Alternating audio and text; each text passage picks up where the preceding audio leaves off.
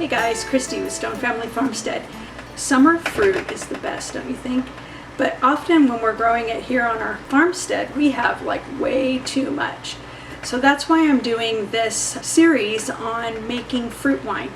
So today we're on episode 3, or part 3.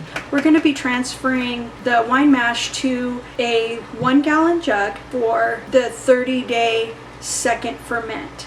So that's what we're covering. If you haven't yet seen part 1 and 2, you want to go back to my YouTube channel and find the playlist for making fruit wines and watch those. Gather all your stuff and then come back. Okay, so let's get started. So the first thing I want to do is sanitize everything.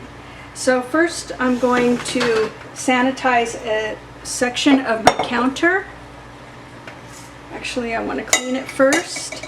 I want to do this because I want to make sure that I don't transfer any germs onto what I'm trying to sanitize. So I'm just going to wipe this down really quick and then let it sit for a second, make sure all the food's off it, and once it's dry I'm going to use my spray bottle of Star San that I made last week, and I'm just going to spray my counter. And then as I tell you everything that we're going to need for this part of the project, I'm going to go ahead and spray it.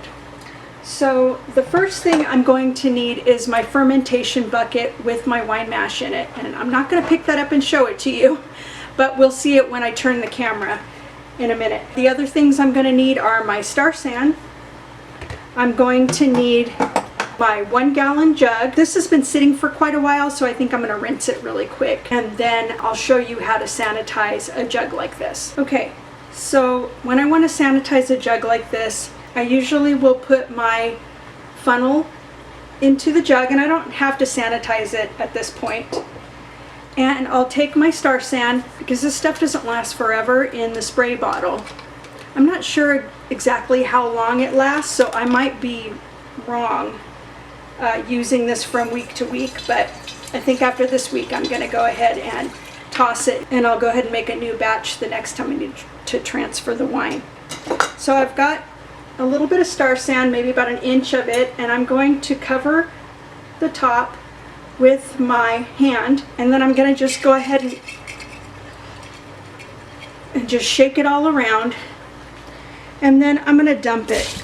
Because I didn't use very much and because I'm not going to be using this batch of Star San for very long, it's okay to just throw it away. There's still some bubbles inside, that's okay. We're just going to let it dry, and we're not going to rinse it out or anything.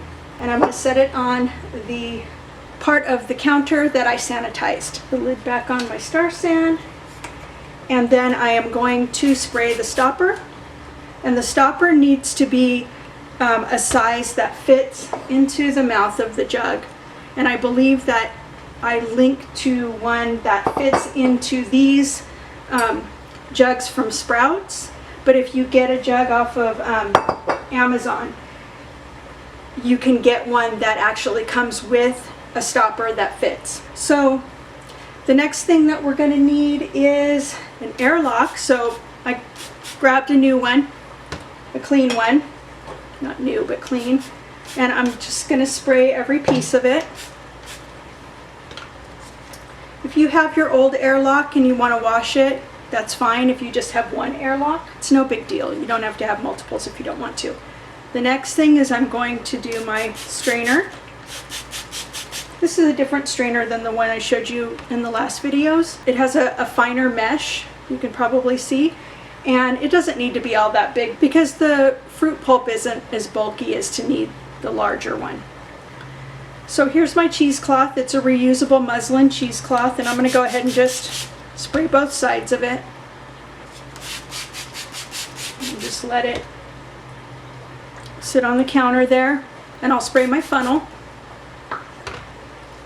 And here's a bowl that we're going to need.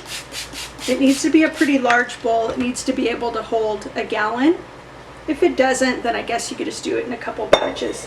Long handled spoon, and I believe a slotted is fine. I can't really remember, but I think that's fine. And now I'm just going to let these things dry for a while, and I want everything to be dry before I begin the next part of the process. So we're going to go ahead and wait for a little bit, and I'll be right back. So everything's dry and we're gonna go ahead and start the transfer. So I'll change the camera around and we'll get started. Okay, so the first thing that I'm gonna do is set the strainer and the cheesecloth over the strainer and set this aside a little bit and begin to remove the lid off of the mash.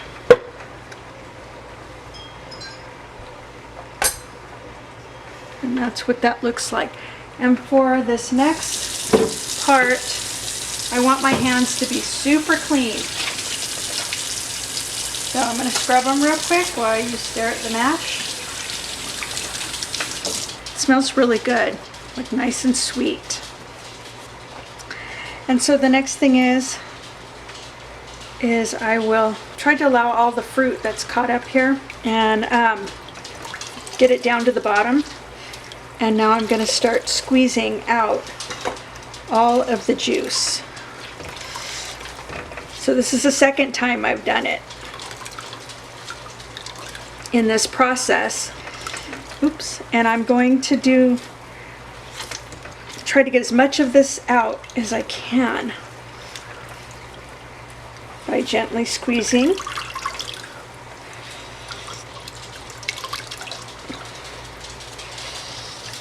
And so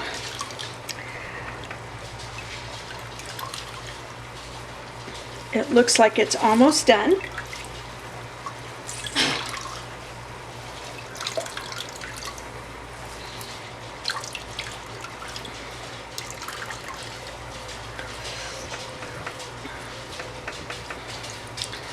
And so when there's no more juice coming out, we'll set this aside. And it looks like I'm almost there. I'll set this aside, rinse my hands again, and I'm going to pour the wine into the strainer. And this isn't a super deep bowl. You might want to use a deeper bowl than this, but let me see how much I can get in there. I think this might be all. And then I'm going to let this drain out, but it looks like I'm going to need to move around, some of the stuff that's in the way because it might stop it from draining all the way. So now I'm going to pour some more. I'm actually really hoping that this bowl can hold all of it, but I don't know that that's going to happen. So as I stir this around, it makes it easier for it to pass through the cheesecloth and the strainer. So this is just getting out all the little seeds and stuff from the berries and everything, and the grapes and stuff. Just anything that, like any debris or whatever that's happening with that. I'm going to start filling my jar with this. But I noticed that my jar is still a little bit wet inside because all those bubbles actually broke down into liquid. So I'm going to go ahead and turn it upside down and let it dry for about 5 minutes or so, and then we'll be back. While I was waiting for the jug to drain, I also sanitized this measuring cup because I didn't want to have to pick up the bowl. So hope that didn't mess you up in the process. But you'll find a way that works for you. So don't worry if you're not doing everything exactly the way I do it. You'll find a way that works well for you, and you'll make mistakes and then you'll correct them, and then you'll have a perfect way of doing it for you. So I'm going to go ahead and keep filling this up. And while I'm doing this, because it's like so boring to watch, probably, I'll share with you what I'm probably going to do with this, because I do not drink, and so it seems probably contrary that I'm making this when I don't even drink, but my husband does, and my kids do, and I just don't I'm not a good drinker, so you know, I don't want to do it, but you know, we have a lot of extra fruit, and so I really like doing this process, making things like, you know, canning and making wine and ferments and things like that. It's all relaxing work for me, so that's why I'm doing it. And what I would like to do with some of this wine is to actually give it away as gifts. And so it'd be kind of a cool gift to get, you know, from someone who grew the fruit and made the wine and everything. I just think it's a cool idea for a gift. So I poured the rest from the fermentation bucket in, and this is the part that has like a lot of sediment and stuff in it and everything. So I'm not necessarily at this point trying to get the sediment out. I'm really just trying to get the debris out. Just hope to get the debris out. And the sediment is just, I'll show it to you in the bucket in a minute, but it's just the stuff that is left on the bottom of the jug every time you change the container. Actually, it's actually on the bottom of the fermentation bucket right now. Like I said, it's not really the time to worry about that. We'll worry about that when we change it to do the third ferment, if that's something that we need to do. And really, the more times that you ferment it, the more 30-day periods you ferment it, the more likely it will be that you'll have a nice clear wine. But you don't have to do it that way. Here's what the sediment looks like inside of the bucket. So now I'm going to go back to filling my jug. Uh-oh. Now I got to do it with my other hand.